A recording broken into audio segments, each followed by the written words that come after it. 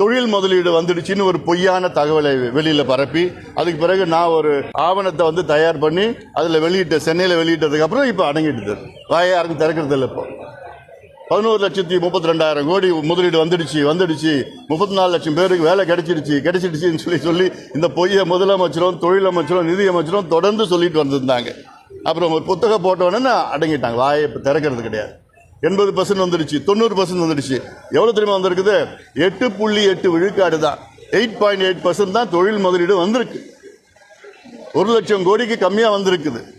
அதில் தமிழ்நாடு அரசு அமைச்சரவையில் ஒப்புதல் அளித்தது பார்த்தீங்கன்னா கிட்டத்தட்ட 1,56,000 கோடிக்கு தான் ஒப்புதல் கொடுத்துருக்குறாங்க.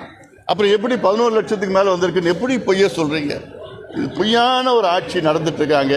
நிச்சயமாக இந்த தேர்தலில் படுதோல்வி அடையும் திமுக, படுதோல்வி அடையும்.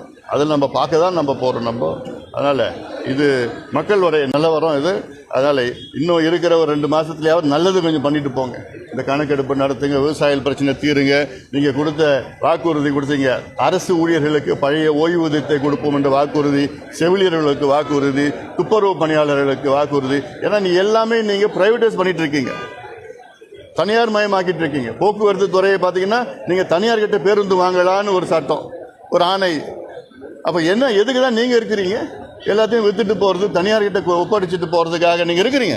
என்ன அரசாங்கம் இது? கேள்விகள் என்ன இருக்காப்பா? நிச்சயமாக இருக்காதுன்னு நினைக்கிறேன்.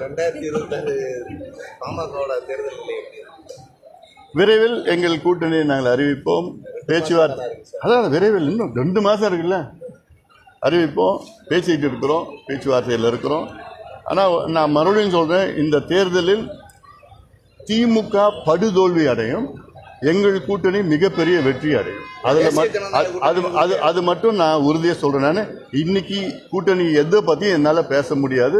உறுதியாக இன்னும் கொஞ்சம் நாளில் கூட்டணி முடிவாகும். பெரிய கூட்டணி, நல்ல பலமான கூட்டணி, மெகா கூட்டணி முடிவாகும். எங்கள் கூட்டணி நிச்சயமாக வெற்றி பெறும்.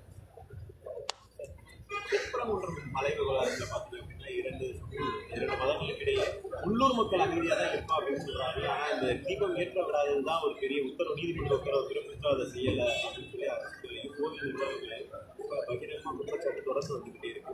உள்ளூர் மக்களும் போராட்டம். அதாவது ஆன்மீகத்தை வைத்து அரசியல் செய்யக்கூடாது, அதுதான் ஒரு நிலைப்பாடு. அது இல்லாமல் அதே வேளையிலே நீதிமன்றம் ஒரு தீர்ப்பை வழங்கியிருக்கிறார். அந்த தீர்ப்பையும் மதிக்க வேண்டும், அரசு மதிக்க வேண்டும். அதாவது சட்டம் ஒழுங்கு இல்லாமல் பிரச்சனை இல்லாத ஒரு சூழல் உருவாக்கணும். எந்தெந்த கட்சிகளோட பேச்சுவார்த்தை நடக்குது விரைவில் அறிவிப்போம். விரைவில் சீக்கிரமா சொல்லிடுறோம்.